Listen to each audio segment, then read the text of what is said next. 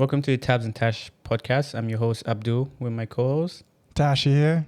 Tashi. Today we have a really good movie today, actually. A Yeah. recent one, not like the old one we had before. Yeah, this is fresh.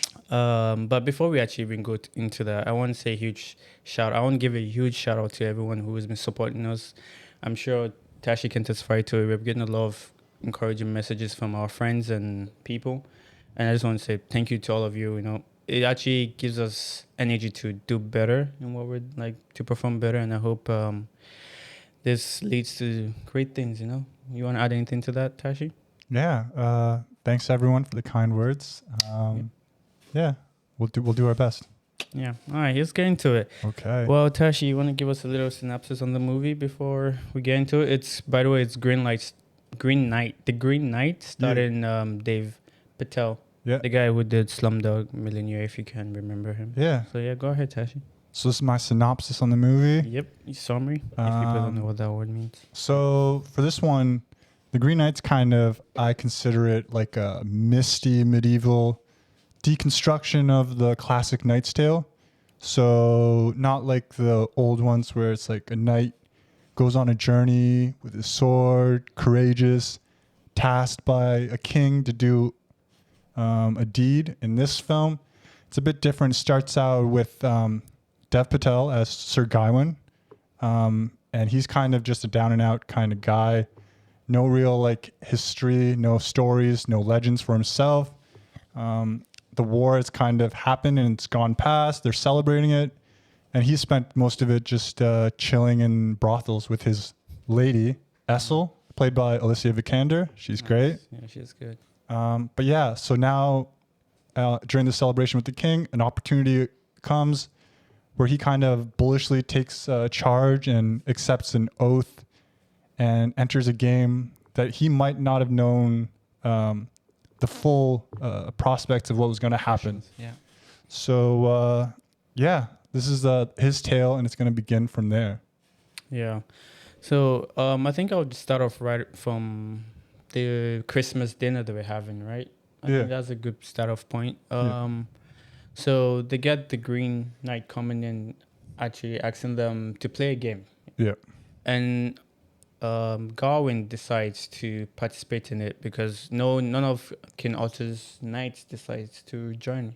Yeah. So he decides, before we actually go there was a point where, I think, because to make this point, where the queen, he was having a discussion with the king and the queen, and they told him to tell a tale because, knights always have stories to tell because they go on adventures. Yeah. And he didn't have anything to say. So I guess when the Green Knight came in and proposed this opportunity for a knight to make themselves great, where you go into this game with him, he decides to step up because no one else was stepping up to do it, right? Yeah.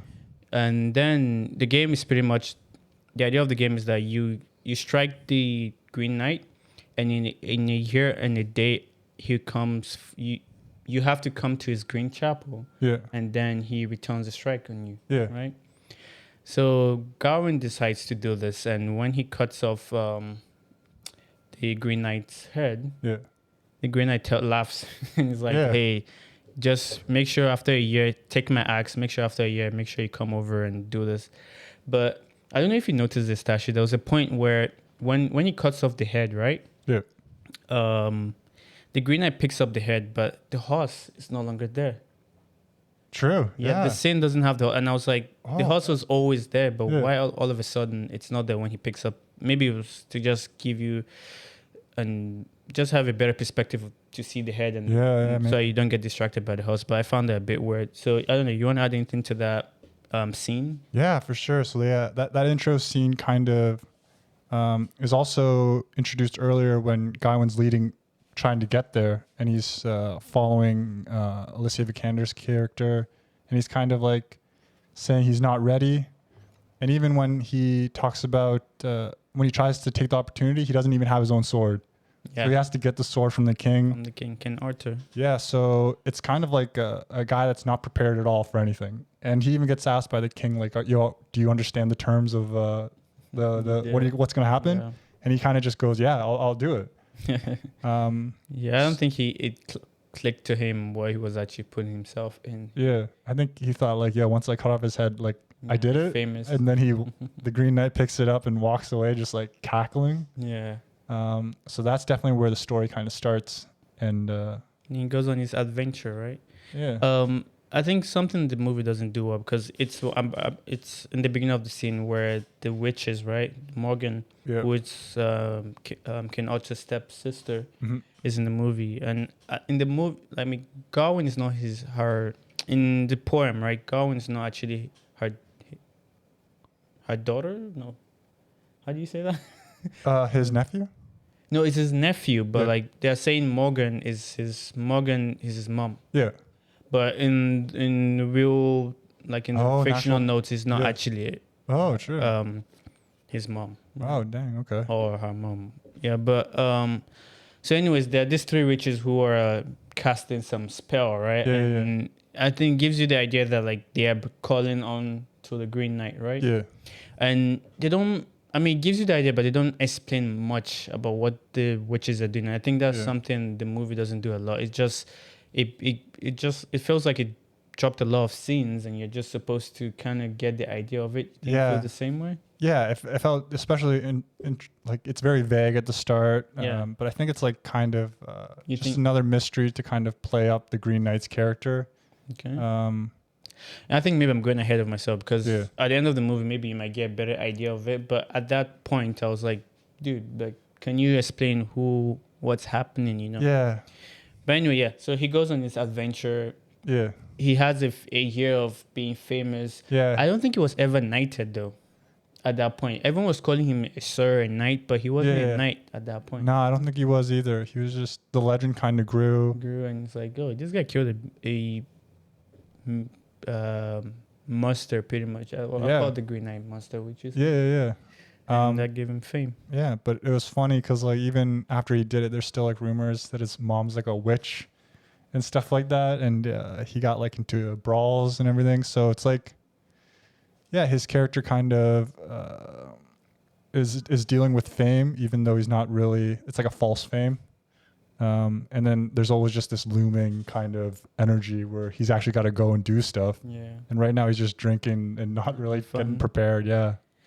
So anyway, yeah, like I said, he decides to go on this adventure, and he meets different, I'll say, creatures, ghosts, and thieves. Would you? Yeah, yeah, yeah. So this part of the film was kind of strange for me too, because it's Okay. like it's kind of a meddling kind of part, because he meets a group of scavengers, and they kind of just rob him. Yeah. And I call them thieves. yeah, yeah, yeah. I mean, yeah, you steal a thief. Yeah, and then he meets the lady in the spring, Yeah. and has to retrieve her head, Her head. and then he sees giants, and this part of the film is Yeah, kind the of giant scene was confusing. yeah, It's like, where are you headed to? yeah, and all these scenes That was weird. That was yeah. a weird scene. And it all kind of reinforces, I guess, like his character as like the honest kind of knight's tale, where he's really not like a good knight. Like He's not. no, like He's not even the strongest too. no, like as soon as he like gets on his journey, he gets told about a shortcut and he just takes it. He's like, yeah, I'll take it. Where you think like a knight is kind of like, yo, I'm gonna do my job. I'm gonna go straight. I'm gonna Right. do. Yeah. And he just tries to take this shortcut and gets ambushed. And then there's a hilarious scene where he's just like, please, please, Yeah, he begs. and like, he's oh my begging. God. And it's kind of embarrassing, and he says like, I'm not a knight, and it's like pathetic. And Like, I didn't tell I was a knight. yeah, and yeah, in that scene, he loses all of his like belongings, and he had like the all, axe too. he had all the he was decked out in all of his knight stuff, and it's just like as soon as he gets out, Yeah. he loses it all. I think he loses the green The green belt that his mother gave that him? His mother gave him. So yeah, that's Morgana. that's a throwback to like his mother gives him a green belt that's supposed to protect him from all kind of harm. But Yeah, I'm gonna interject there a little bit because Yeah. in the poem, he doesn't actually get the belt from his mom. It comes in later on from the Lord's lady, which we'll talk on Yeah. later. But Oh, the true. belt is never given to him by the mom at the beginning. He doesn't get it twice. He only gets it once, and that's from Oh. the lady. But the poem and the movie is a bit different in that aspect. But yeah, pretty much. What was weird, like you said, the scavengers / thieves, they steal the axe, right? yeah, Which he's supposed to use to kill the Green Knight or cut off the Green Knight's head, or the Green Knight's supposed to use it to cut off his head. Sorry. yeah, Then we don't see the scavengers anymore. yeah. Then They just just- skip to the Yeah. scene of the ghost. Yeah. And there's no explanation to it, but he has, like you said, he has to go pick up the ghost's head because the ghost said someone like him came into the house and cut off her head, right? Yeah. So he goes into this lake, picks up her head, and she does a favor for him Yeah. and tells him that someone in his family is the one playing this Yeah. and gives him the axe. But we get no explanation of how she got it. Yeah. That was weird. How do you feel about that? I felt the same. Yeah. All these like the first like 3 kind of little scenes that he goes through in his adventure are very like vague, not explained very well. So it's kind of strange. And also in that scene, there's another part where he's not very knightly at all. She says, "Can you get my head out of the spring?" And he says, like, "What are you gonna give me?" What are you gonna give me? And she's Knights like, don't do that. "Yeah, knights don't do that, right? They're supposed to just do it out of chivalry." And in this movie, like chivalry is dead. Like this guy doesn't have any chivalry. He's very just he's trying to just get his fame and get back and kind of chill. Yeah. But yeah, that's another scene where it's just It's not explain how the axe Yeah. comes back, but It's I mean, very she's a vague. ghost, so you're just supposed to like, ghosts can do that things, right? But Yeah. yeah, that doesn't make sense in my opinion. yeah, that was I'm sure maybe I'll preface this by I haven't read the poem, Oh, okay. so I've only seen the film. So To be fair, the poem doesn't talk about his adventures. oh shoot. The poem pretty much he cuts off the head, and it's like they say, oh, he goes on adventures not told, and then he meets the Lord and his wife. Oh, okay. That the Lord and the wife is the most important part of the story. Dude, okay, so that makes a lot. So that makes a lot of sense because in the film, I felt like the first 3 interactions with the scavengers The and the ghost and the giants, I felt that was just very like vague and just very meddling, yeah. and it didn't. There wasn't. He was like going for different themes, but I felt like he wasn't really punching through on any of them. Yeah, which it's like David Lowery was just trying to just have cool scenes, and they were really beautiful though. The giant scene I think was really well done. Yeah. Though I would say the fox thing looked good. The CGI fox was like, what the hell is happening here? In my opinion, like they could have done better. They could have done better. Yeah. Maybe they didn't have enough budget. I don't know. Also, talking about like things not looking good. I don't know if you didn't like. I know I'm picking up on things, but I didn't like the skeletons. The Skeletons look so bad. Yeah. You know, there's a point when he gets to a crossroad and there's a skeleton in the cage. It looked like something you see in a science class and just put it in there and just paint it a little bit. Like they should watch Pirates of Caribbean and see how the skeletons look. I'm being serious. I was like, what kind of whack-ass skeletons are this? Yeah. The props are not good, in my opinion. I don't know. Yeah. Did you notice that? I noticed that a bit, but also I did appreciate like the film did have like quite a bit of it was like practical stuff. I think the whole Green Knight Actually, you're character. supposed to bash the skeletons. Nah, give them credit. I think I'm just joking. but I think most of it was practical stuff, right? Like the Green Knight himself was like practical. It was like a guy in a suit, right? Yeah. Like it wasn't CGI, so I appreciated that, and it did look cool. It was Ralph Ensign. I don't know how you pronounce his name. That was the person who played the Green Knight. But yeah, I'm not gonna bash it too much. Mm-hmm. But like it was kind of contrast to the actual visual aesthetic of the film, which is like very high, very in your face at times. So when you do notice like some of the practical stuff, it does kind of make pop out, fall out a little bit. Yeah. Okay, so we'll just go ahead and talk about the part where he, on his adventure after getting his axe from the lady and meeting this giant. Yeah. Sorry, the ghost lady. If you don't understand that part, then he meets this Lord and his wife who say, "Hey, come in. You're so close to the Green Chapel. Stay here for 2 days or so before because you have a few days before Christmas Day." And would you say, I mean, here we call it Boxing Day. What do you call it, day after Christmas? Yeah, but I think day after Christmas. Yeah, Boxing Day. Yeah, but like in the medieval times, it's not. Oh yeah, dude, I don't know. Imagine if they had Boxing Day. That'd be so weird. But yeah, so it's like just get here, relax, have a good time. We'll treat you well. But then he kind of makes an oath to him or a promise to him where it's like, so wherever you get during the day, in the castle, in the castle, maybe you should say this part because I can't remember the exact. Because I'll be paraphrasing if I say. Do you remember the exact quote? So they meet a lord and a lady. The lord is played by Joel Edgerton, and the lady is played by Alicia Vikander, but she's like her own kind of character. And there's also a blindfolded woman that's elderly woman that's in the house. I forgot to mention that. But yeah, so so at this point, like Sir Gawain has seen all those, the lady in the spring, the giants, which is kind of a strange scene as well. Yeah. He's kind of just worn out. He's just like trying to get to the chapel now, and he stumbles upon the Lord and the Lady, who bring him in and pretty much say, "We'll give you everything you need to survive the rest of the journey, which is very close, and you just have to stay with us." And Joel Edgerton makes a promise with him about, whatever you receive in the castle, you have to give me back the same thing. Yeah, when I bring you wherever I hunt, right? Yeah. He goes and hunts for things. And Sir Gawain is kind of like, sure, yeah, okay, because he thinks like everything that's already in the castle is Joel Edgerton. So it's like, there's nothing I can give you back. Yeah. But psych, the Lord's wife decides to seduce him a little bit from time to time, you know. Yeah, I think she kind of puts him through some tests. Yeah, pretty much was just a test. And I don't know how he didn't find that weird. No, the scene where they have their first, I don't know, lunch or dinner, or supper, you say, and there's a old lady with a blindfold there, and you don't question that. Yeah, just like, hey, don't worry about that. I'll focus on your beautiful wife and yourself. Yeah, I guess after the giants, he's like blindfolded woman. Not too big of a deal. Not too big of a deal. Oh god. So yeah, he goes through challenges, like you said, where the Lord's lady goes into his room. Yeah. And tries to seduce him and pretty much, if I can say, have sex with him, right? Yeah. But he tries not to, like he really doesn't really want to. Yeah. But that scene, you know, the score was good on that scene too, where it was close up and it's like, what the hell is happening right here? Is he getting a hand job or something? Yeah. I'm just gonna be explicit about it, but yeah. How did you feel about that scene when everything was just right up there? It's like, okay, why am I watching here? yeah. So yeah, right before that, I guess he had like little conversations with the lady.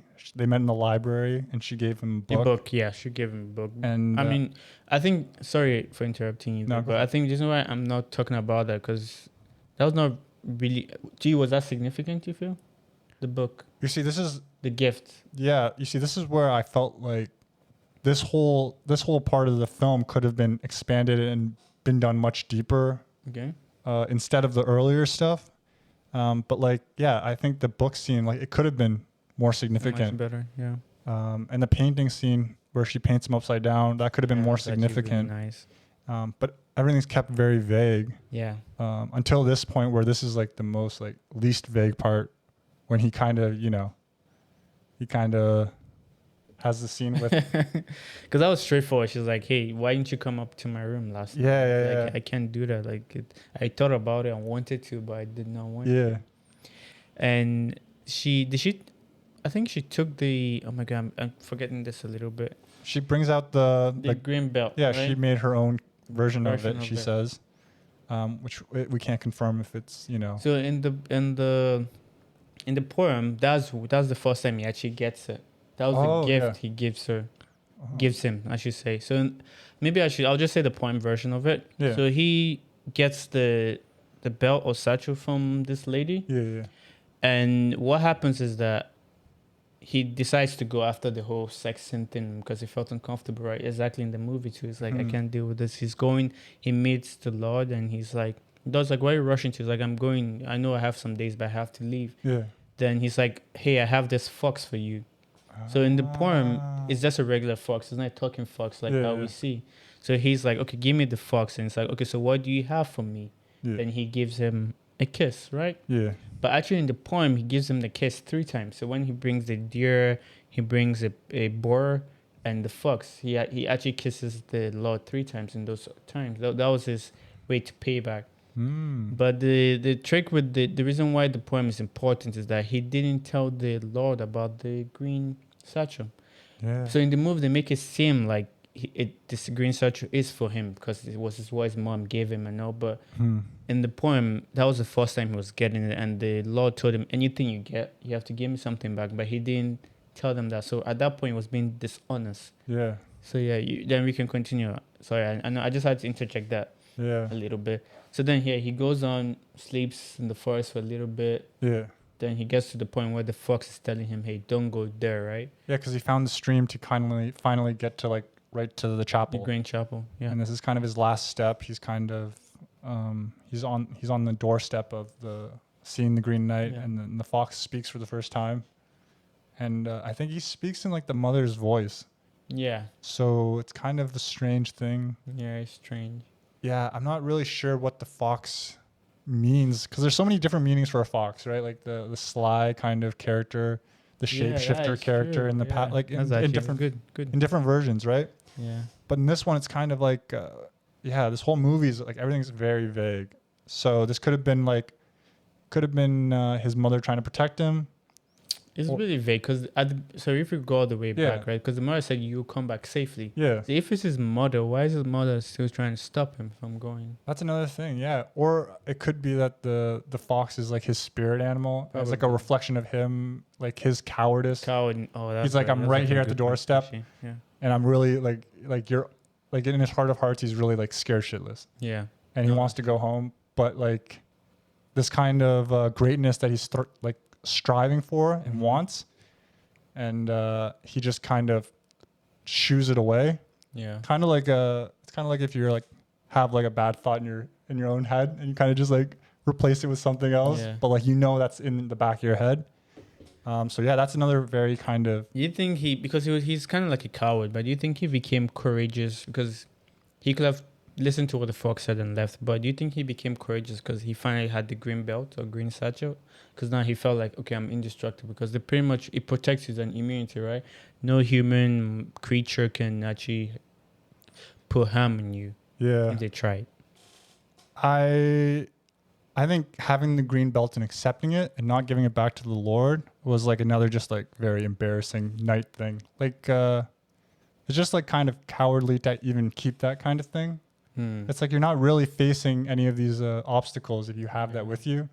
So it's pretty cowardly, I think. Like having a speed run. Yeah, to it's like have your adventure. Yeah.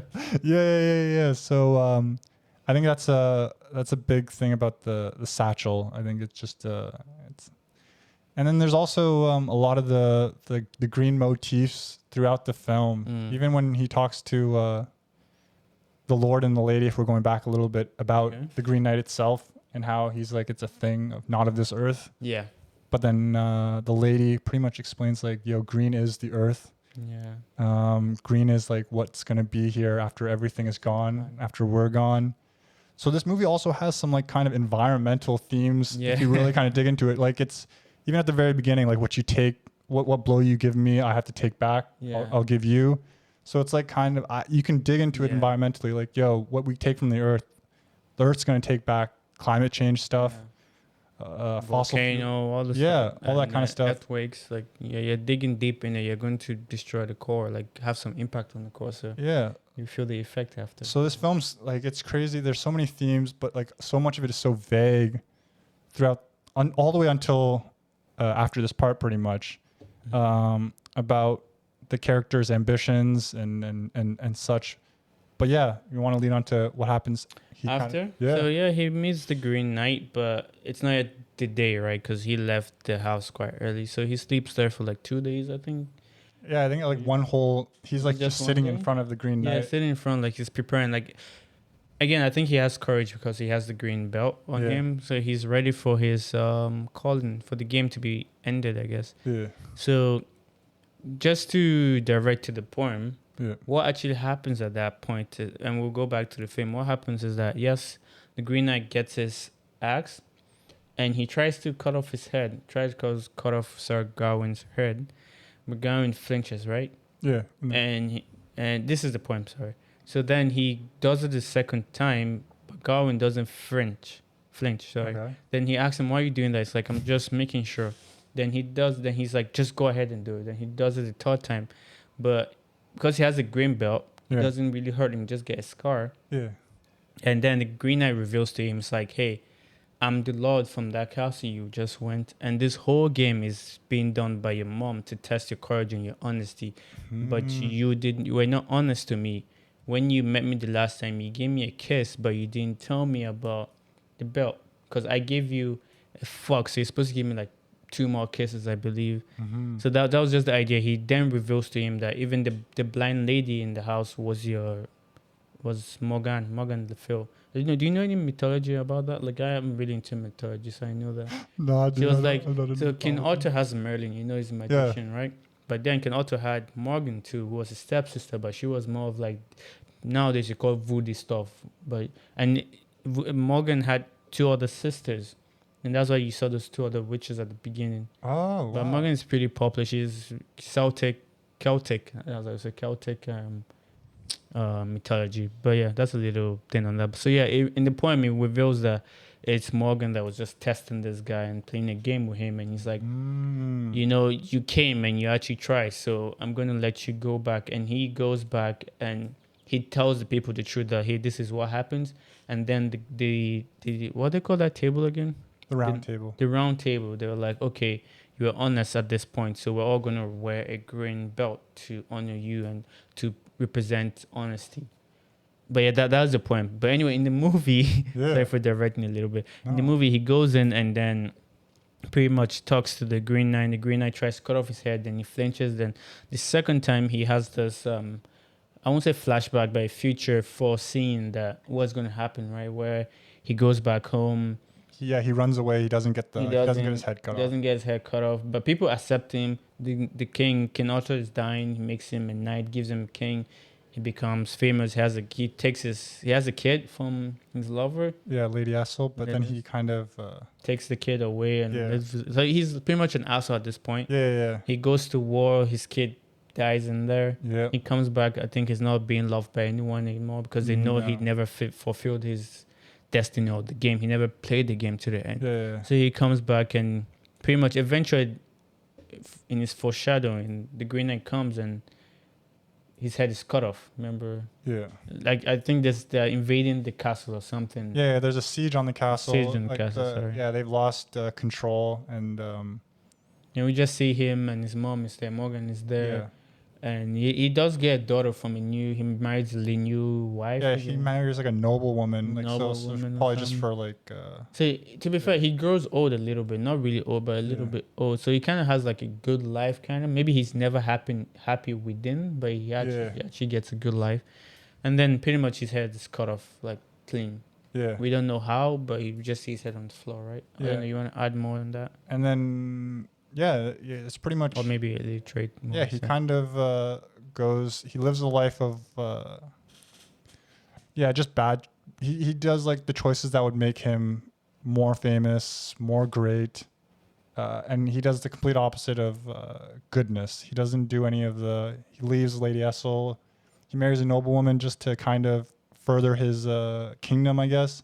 And then in the end, he kind of pulls off the green belt out of his body, kind of. Yes. I think that's like he's finally accepted life. yeah, I think at that point he's kind of accepted like I can't live with this like sense of protection or even this lie through the rest of my life. So it kind of sorry for interjecting. Yeah. It felt like it was eating him up. it was eating him up. slowly, yeah. And I think that's a story for most people that try and strive too hard for success Yeah. and they do bad things to get it. And then how can you live with yourself? How can you sleep? That's like the stuff that kind of really digs deep into you, kind of. And then it kind of cuts back to him in front of the Green Knight, kind of ready to accept what's to happen, right? Yeah. Yeah. So pretty much, yeah. Then it cuts back to him accepting his fate. Yeah. And in the movie, we don't get to see if his head's actually cut off, right? It just blacks out to him bending down and the Green Knight just there. But like I explained in the poem, he actually lives and goes back and tells people his story and he's honored. Well, that's pretty much it for the movie. You have any final thoughts? I mean, I have a little thought here and there. Like I said, the movie did look like a video game. There are certain points. I don't know if you have played this game, Death Stranding by Hideo Kojima.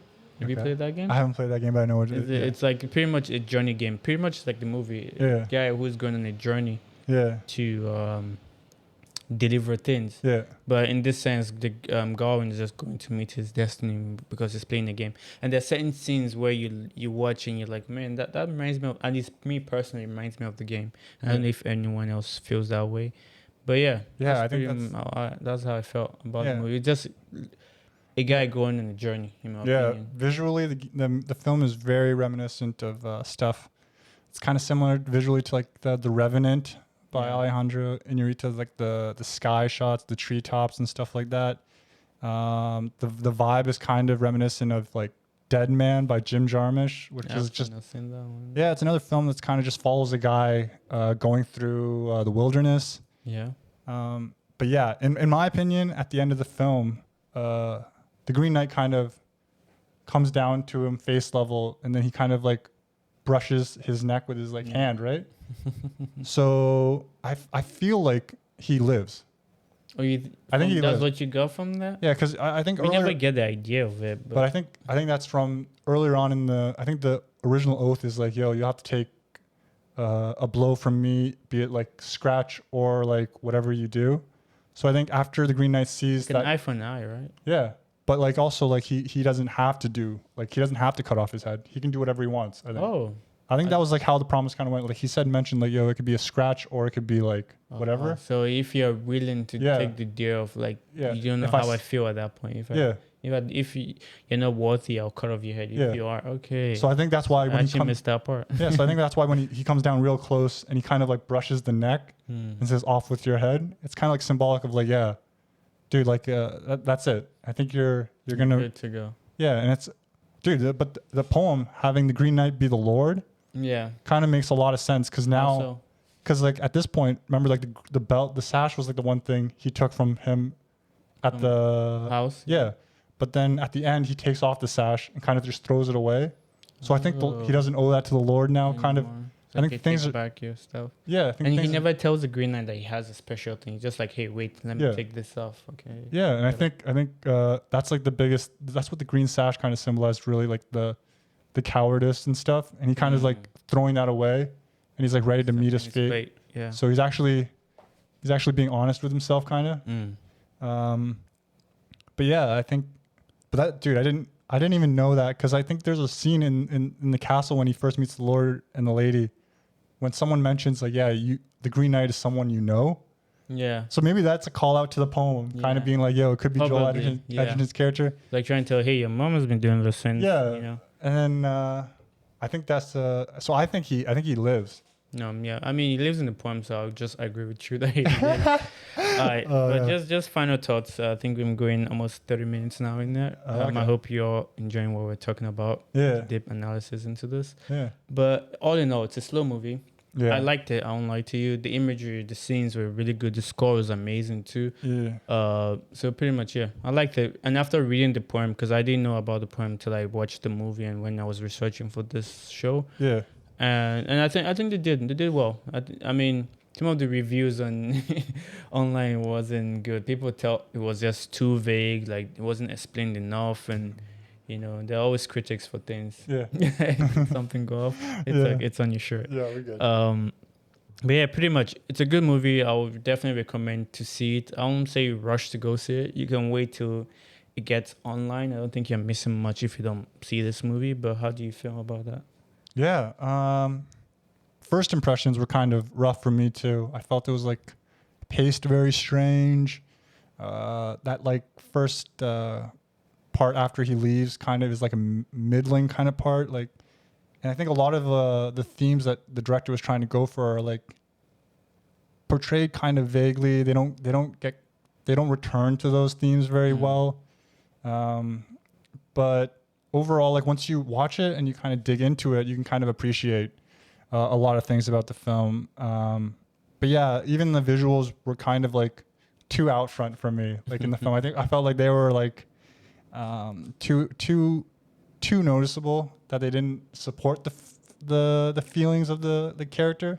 And yeah, that's the only thing. I think Dev Patel's character is so vague in it that it's kind of it's hard to really dive deep into his feelings. But yeah, Dev Patel plays it really well. Yeah, he plays it well. Like the actors in there were really good. Yeah, Like, yeah. props to them. They actually did really well. Yeah. Yeah, you have to give them that. I think we have to score it now. Okay. We're gonna go out of 5. Yeah, I think that's what we did. Yeah, that's what we've been doing. I actually could remember. Sorry. You have to be honest. Yeah. We're talking about honesty right here. This Yeah, is I know. about being honest. So hey, so I'll give it a solid 2.5. out of Holy 5. smokes, bro. Yeah. 2.5? Yeah, it didn't shock me that well. I think the reason I give it 2.5 is just because of the visuals and the score, and that's just it. You know, Oh, damn, to be bro. honest, and maybe a bit of the acting. The 2.5 is because of the acting. The Holy. 2 points is visuals and the score. Then 0.5 is the acting. Apart from that, I don't see anything big about it. That's my personal opinion. That's How do you fair. feel? Yeah, no, I think it's a decent movie. I'm gonna give it a solid 3.5. Oh, that's high. That's too high. No, dude, I think it's a good film. What do we give Billy Elliot? I gave Billy Elliot 4 out of 5. You gave it 3.5. So you're putting this right up next to it. Yeah, but this is like, this is a different film than Billy You need to Elliot. watch episode 1, by the way. Hey, Yeah, okay. like and subscribe. Go ahead. Sorry. But I had to shout out. nah, dude, I think this is a solid 3.5. I enjoyed the film. It's a film that you can kind of dig into too. But yeah, you can like relate to the character in some points, I guess. Yeah. But yeah, I'm not. It's not my style Okay. of film. All Yeah. right. Fair enough. Well, so this is the end. So I just want to say a huge thank you to everyone. Like I said earlier, everyone who's supporting us. Make sure you leave a comment. We read all your comments, and leave a like, and also subscribe. Share with your friends if you can. Any final thoughts? Any final says before we go, Tashi? Yeah. Same thing. Yeah. Same stuff. Look forward to the next review that we're gonna do, and yeah, we're gonna try and keep this Going. Yeah, keep this going. Not be the Green Knight. We're gonna do this. We're gonna do this right, I think. Well, again, thanks for listening. Make sure you have a lovely day and stay safe. Peace. Take care. And that's it for another episode of the Tabs and Tash Podcast.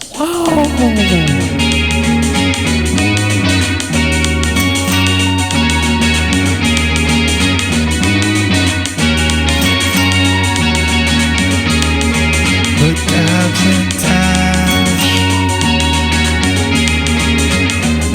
Podcast. That's it for another episode of the Tabs and Tash Podcast from Toronto, Ontario, Canada. Hope to see you all soon.